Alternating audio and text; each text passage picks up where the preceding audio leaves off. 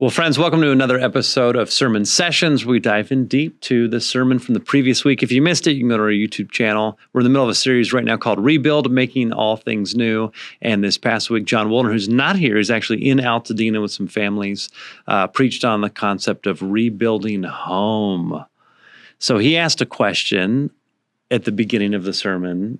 When you hear the word home, what comes to mind?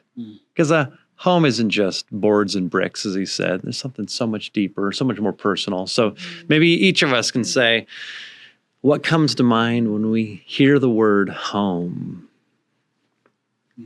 I think it just automatically makes me go, just this sense of like relief, this like, okay, I can just be myself. I don't have to think very hard. I'm known, I'm loved, I'm safe. And everything's familiar and easy. So good. Yeah, it's good. Yeah, I mean, in my mind, I think what the reality was for me and what I would want it to be. So I think of home wasn't always the place to rest for me. It was at some times, it was, and it was full of some good memories, but it wasn't always a place where I felt like I was totally known or safe to be myself.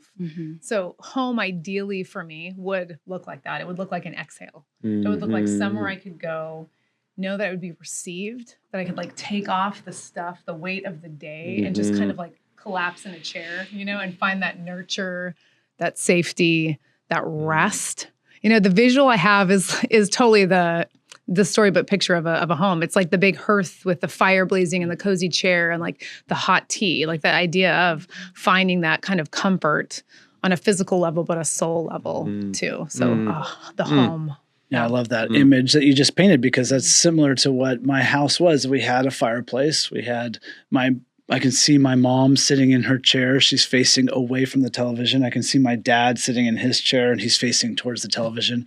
And I can see my 9-year-old self sitting on the carpeted steps. I don't know why I like to sit on the steps, but that was my cozy place. It wasn't on the couch. It wasn't no, I would sit and in the step with my step in my side. And I don't know why that was comfortable for me, but that's where I would sit.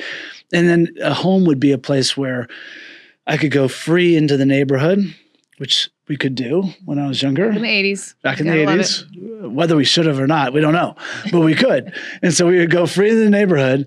But home was that place that you, when the sun went down and you knew it was dinner time, that's where you're running back to. And that was a place of safety. That was a place of warmth. That was a place of being nourished and cared for. And so that's what I think of when I think of home. Yeah. What about you?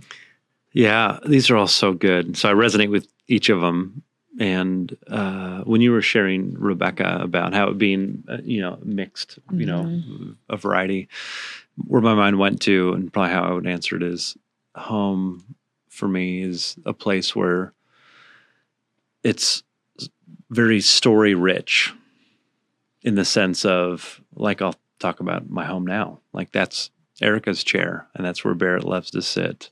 And that's the chip on the counter from when Judah was running and nicked a piece off. And, that's the part where Judah dropped this thing and stained the carpet. We couldn't, it's filled with stories. And those stories can be good and bad, right?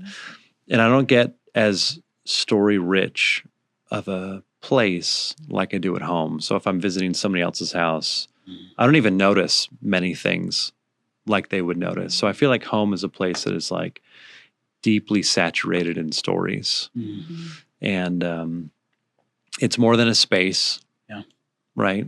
But it's like a storied place, which sounds very philosophical, but kind of in it is I'm just surrounded by that's the gift that so-and-so gave me. And that's, those were our water glasses were wedding gifts from so-and-so. And we still have those. And those are the bowls that we don't like because, but we haven't yet gotten new ones, so it's just interesting. The details. Do you ever have it more? do you have a place where it might not be your physical home, but you've been there so many times, you've built so many memories that when you go, you feel like you are at home? Because of the stories, because of the memories that you've made.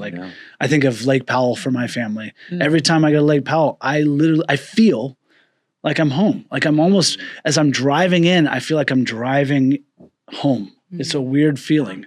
But because of those stories, I think you're right. There's a lot of that. Then home becomes a bigger than just like the square footage of the place that you live in. I have that when I landed at LAX. For some reason, there's the smell of Los Angeles. I'm a native Angelino. And it's like, as crazy as LAX is, right? It's just like, there's something about the essence. It's like, I'm home. Yeah. It's really interesting. That's good. So John Woolner in his sermon in the beginning was talking about Altadena and, the rebuilds. And there's a couple whom he had met, Michael and Crystal. Michael moved to Altadena when he was a kid. They, as a couple, built their home, finished it in late 2024. He's a landscaper, has all of his tools there. And then the fires of Altadena completely obliterated their home and their house. So there's people rallying behind them. And so now here they are, less than a year after completing the first home that they built on the same property, are rebuilding their house. And I saw photos of it. And this past weekend was visiting my family in Sierra Madre, and we drove down Altadena Boulevard and looked up, and I saw that house, and it's 2 blocks away from my sister. And in all of Altadena, I counted 3 new homes being built out of the hundreds and hundreds and hundreds and hundreds. Wow. 3. And they're all in this one little pocket. And who knows where people are at different stages, but they were one of them. And so when you think about rebuilding home, and it's not just going somewhere and starting off brand new. He talked about in the sermon, John did, God isn't necessarily just making all new things, but making all things new. When you think about taking broken things and rebuilding, or even as you talked about, looking back in the ideal of home, what are some things that have helped you put the pieces back together or rebuild a sense of home if it feels like home has been lost or shattered or deteriorated in practical ways? That's a great question, because I think there is a sense of, I would love to go back home at times, especially when it comes to my faith. So even in my faith, my faith as a child, if that were considered my home base, I'm not at the same place anymore. And the idea of going back to my faith as a child, that home no longer exists. And so I can't go back there. So there's a longing of, oh man, I wish I could go back to home. That's if I make my home in that space or in that place or even in that ideology. But if my home's in Christ, then I don't need to worry about going back to that place, but I can look forward into God is building and rebuilding and continually in that process of building my faith. And my home, although it's not, let's just go do a new thing somewhere else. No, he's doing a renewed thing always. And so I have this future hope and this future home that I haven't yet arrived in, but I have some memories of it, and I'm experiencing new things, and I can say I'm home now, and I have an opportunity to look forward to my future home. But there is a loss in that, there are some things that, beautiful communities that have shaped me in my faith, but I don't feel quite at home in those communities anymore. And so the idea of like longing to go back there, it's like, well, I'm grateful for that time, but that's not where I'm going to go back. I'm going to have something in the future. Yeah, it's interesting. Yeah. I think of me and my siblings, because there was 7 of us. So at one point there were all 9 of us in one house, like the 7 kids and my 2 parents. And so, for maybe like, I don't know, I guess 10 years, more or less, we were all that way. And then eventually my dad passed away. And then my older siblings started going off to school. And so then we all became adults. And so now we're all like different and have evolved and kind of developed our own lives. And so I think of like the picture of what it was like back when we were all like in elementary and middle school and living in the same house. And versus now as adults, it's a lot harder to feel that sense of connection, and it's like we have to work a little bit harder to stay connected. So even that sense of like, do I just forget the family and move on and make new things, or do I try to rebuild, and make God making all things new? So God, making my family, which once was this, into something new now that we're adults in our different places. And so practically speaking, like we try to keep in touch through like a group chat and like check in with each other and try to build that. It's harder now, but we try to still, not leave that family sense of importance, with each other. It does take more work, doesn't it? Yeah. It does. I mean, I can imagine like the weeks that we would take a family vacation. At the end of the family vacation, we're all like, yeah, let's keep this going. Let's keep this going. And then 2 months later, it's like, it can be crickets again. It's like you don't hear anything from them because it does take intentional work. Whereas when we were kids, you woke up, you're around family. Right. You go to dinner, you're around family. You go to sleep, you're around family. So it's just easier than now. It takes more intentional effort. So just something that comes to mind from in this question and what John was sharing. So the idea of rebuilding can require, and he didn't say this, my words, some demolition a little bit, some taking out of things that have just gone bad, that are just rotting or falling apart or whatever it is. And he really tied into this idea of shame, which I think resonated for a lot of us listening, for the congregation especially, and even tying it back to Genesis 1-3 and like, right, what do? We mess up. We're in the garden. The first question God is asking is, where are you? Because our first inclination was to hide from God. So this makes me think of we need to unlearn or undo or demolish maybe our idea of God, of a God who is just like John said, even with his dad pursuing him. I forget his dad's name. Was it Ernie? Ernie being like, Jonathan, like searching for him when he broke the window. It's like, well, why would you be afraid of your dad? Why would we be afraid of God? Because we don't trust in his love for us, ultimately. So it's kind of like, do I trust God's love for me? Will I demolish the lies that I think that God's just going to shame me or come after me or not be gracious? Reminds me of Hebrews 4, right? Of like, we can approach the throne of grace with boldness.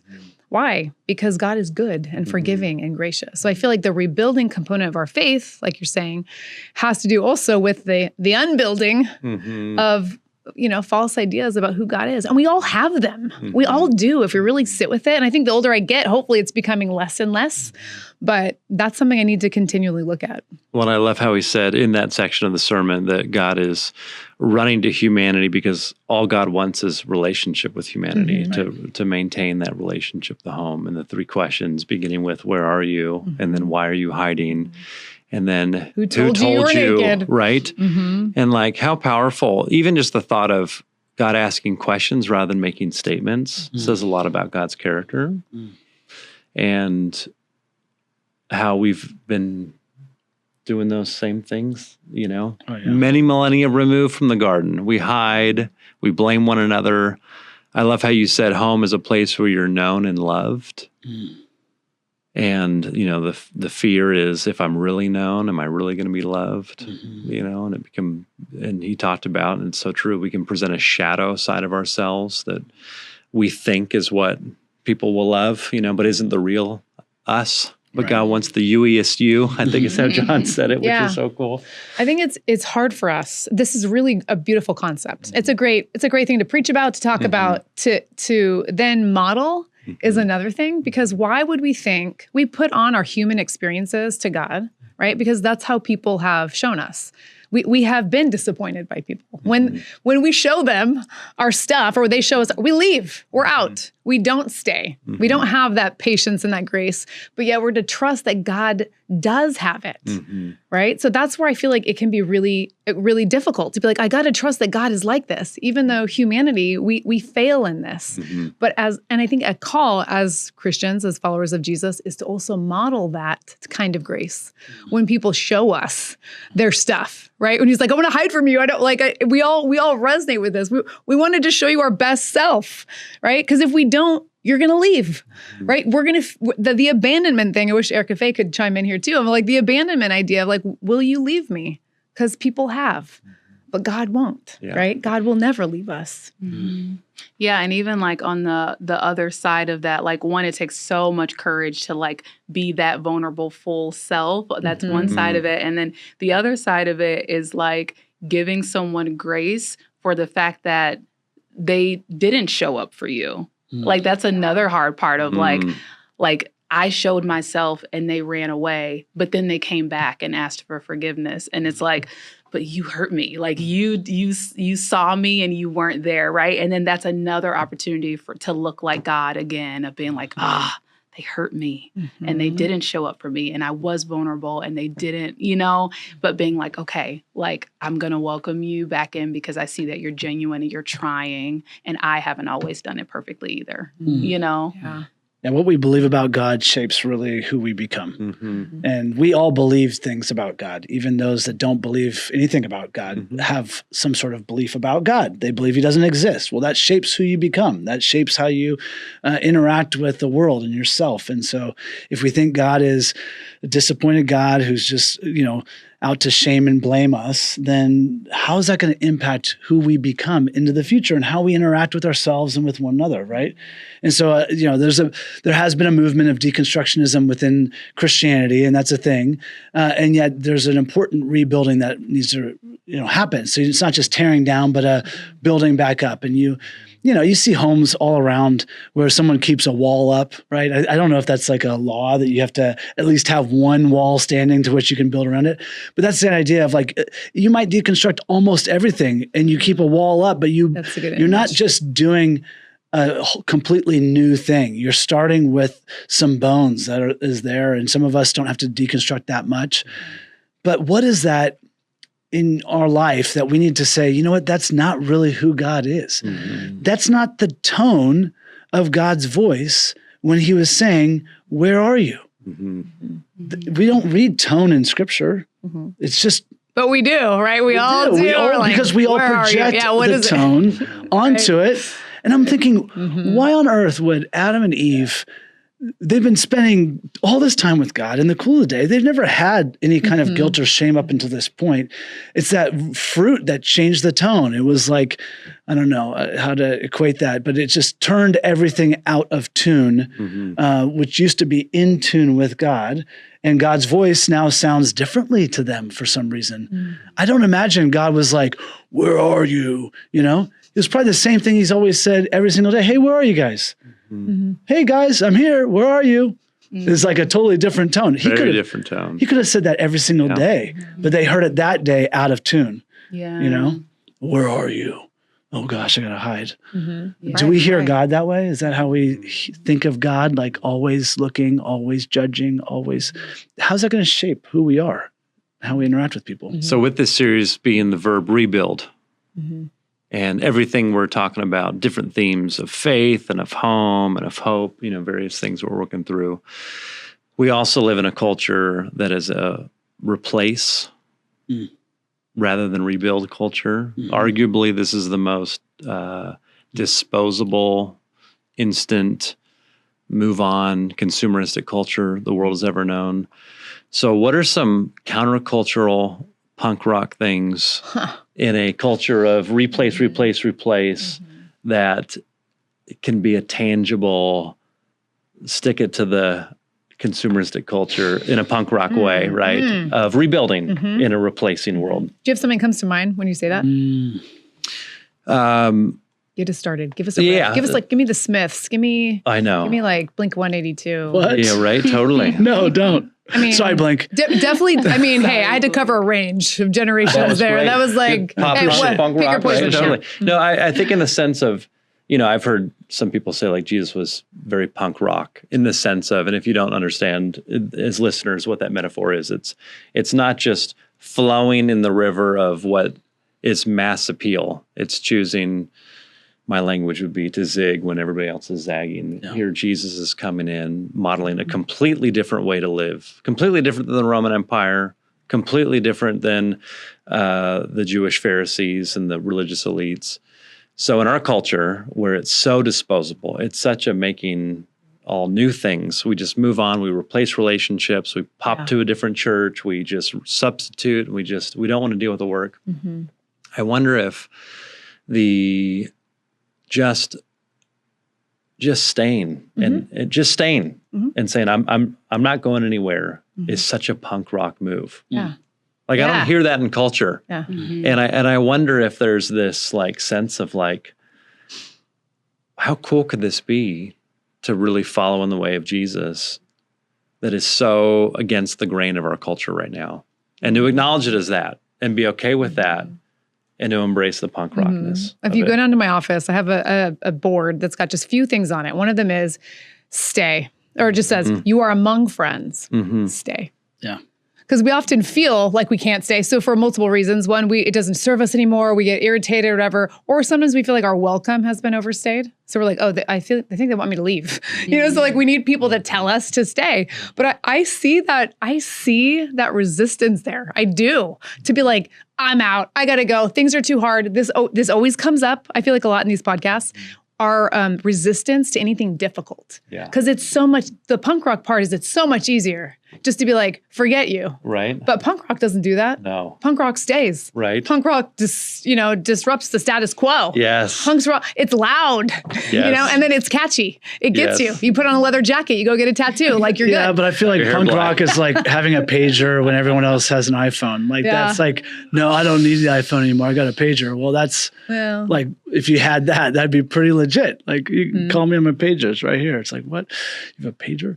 But that's what I think of. Like it's, oh, you're so punk rock because you have an iPhone 10 and not an iPhone 17, or something like that. Is that punk rock, or how old do you have to go back? I think there is something cool about that. I think there is a going back. Like, there's these things happening in Europe. This all makes sense, I promise, of like no technology. So they're doing these like nights, 6 to midnight. And it's like you come with books, people are playing games, but there's absolutely no phones or technology at these things. And people are signing up and paying to be like offline and forced to have these interactions. So to me, I feel like that's kind of like a sub punk rock thing that we're seeing of like people paying for experiences of connection and not distraction. And anyway, I think it's going back to a rebuilding idea, community and connection in a home sense, maybe. Yes. Yeah. Jasmine, you're looking at me like you got something good. No, I know you do. I'm listening. It's like, wow, that's okay. I can hear it. Are you going to sing a punk rock song? No. I really love how committed you guys were to the punk rock analogy. It's good. I love it. I love that so much.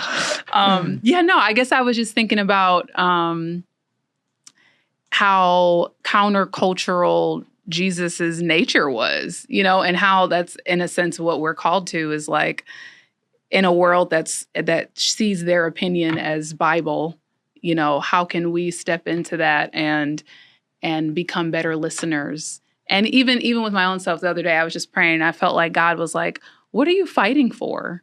In a sense of like, we fight so hard for our opinions and to be heard and all these things. But like, what would it look like to just sit back and listen and to just consider, what if my opinion is not the most important thing that needs to be taken away from this conversation? Just ways of like slowing down in different situations and just taking in more and putting out a little bit less. And obviously, there's different seasons, right? There's different times when we need to speak, you speak. When, but this was a time that God was just kind of asking me to step back and observe and not be so quick to making a judgment or an opinion or to fight, Like, I don't know. I can't really articulate that the way it's in my head. But yeah, just opportunities to take in more and listen more and not be so quick to decide how things should be and decide that I have to fight for this. What if we just let God be God in some situations where we don't have to fight or force or, stress. So I'm hearing you say listening is punk rock in a world, bringing it back, in a world where we just want to assert our opinions. To listen to someone else is actually countercultural, or, loving your neighbor or loving your enemy is punk rock right now. That's countercultural. That's counter-Christian culture right now of like loving your enemy. That doesn't work. What are you talking about? in a world where we're now being taught to not do that, to actually go back to Jesus's commandments of saying loving your enemy is like, whoa, that's pretty hardcore. You know, It's pretty punk rock. pretty punk rock. So don't do the mosh pit in this season. Don't do the mosh Or pit. should is what we? you're saying. But listen well. I love it. It's good. And that flies in the face of just going with the crowd in a culture that's obsessed with things going viral. Everybody wants to go viral. So it's like trying to catch the thing that's a popular thing. Maybe that's not the thing we should be chasing after. Chasing after Jesus. He's the master builder. He wants to rebuild broken things, decimated things, scarred things. And God says, join me in this work with the tone that is loving, invitational, playful, joyful. Playful. Ooh, that's a whole nother conversation right, So there. We good. need to talk That'd about be that. so That's good. good. Yep, Well, good. until next time, Yeah. great to be with each of you. Jasmine, thanks for joining us today. And for those that follow us on YouTube, subscribe. It's free. You can get all the content, including our sermons, but also these sermon sessions. Sometimes worship resources are shared there. But until then, stay blessed as you follow Jesus. Thanks all. Thank you.